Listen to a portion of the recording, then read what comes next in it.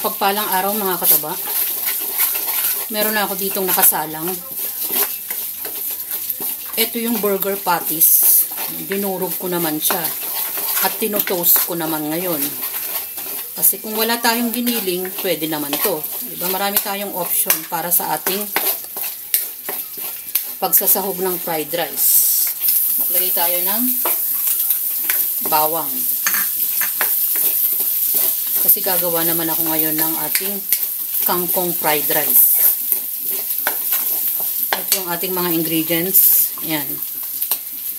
Meron ako ditong leftover na rice. Ayan. Tapos yung ating kangkong, hiniwa ko ng maliliit. Yung mga, maganda rin to sa mga bata, mga kataba. Yung hindi kumakain ng gulay, yan, gawin nyo yung mga ganyan na hiwain ng maliliit. Mapapakain sila ng gulay. Oyster sauce, itlog.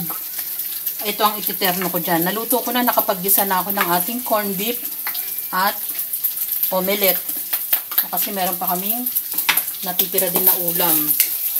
Ginagawan ko lang ng paraan yung ating tirang kanin.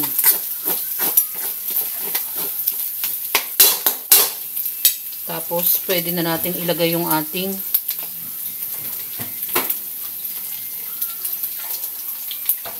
kangkonis.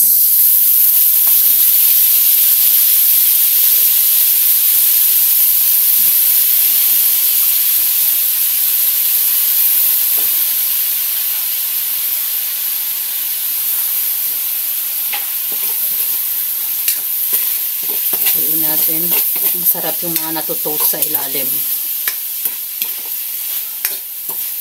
Balikan natin habang hinahalo ko.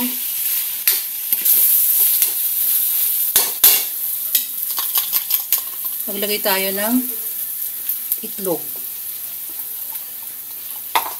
Pampalasa. Unahin muna natin ang paminta. Konting salt. Itong salt namin ay hindi masyadong maalat. Ajinomoto.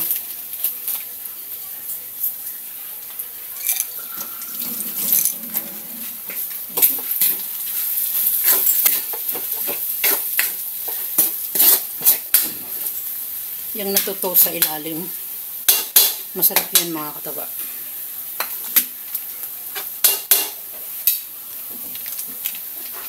Oyster sauce.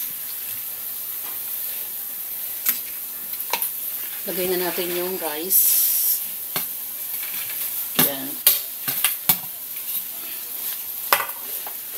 Yan yung mga ganyan natitira na kanin. Diba sayang mga kataba.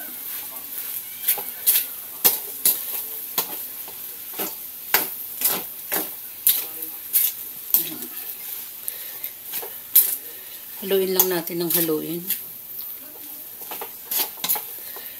Para ka na rin gumagawa ng chowpan. Yan. Balikan nyo ako habang hinahalo ko. Yung mga bata na hindi kumakain ng gulay, ihalo nyo sa kanin. Hiwain nyo ng maliliit yung kangkong. Kangkong fried rice. At nilagyan ko lang ng dinurog na burger patties at mga pampalasa. Sigurado magugustuhan nila ito mga kataba. Para ka na rin kumain sa, para ka na rin nagcha-chowpan. Mga simpleng pagkain na naman.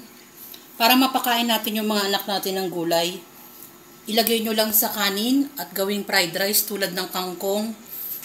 Yung leftover na rice, hinaluan natin ng mga leftover din natin na pagkain tulad ng ating burger patties. At saka lang natin ilagyan ng mga pampalasa. Yan na yung kapartner niya, yung ating omelette at corned beef. Nilagyan ko lang naman ng patatas. Pagigisa lang yan. Yan na yung ating simpleng pagkain na naman. Enjoy, kumain, at maging masaya. Lagi tayong magpasalamat sa pang-araw-araw nating biyaya at tulad ng paghahain sa pagkain. At salamat, bye mga kataba. Ingat!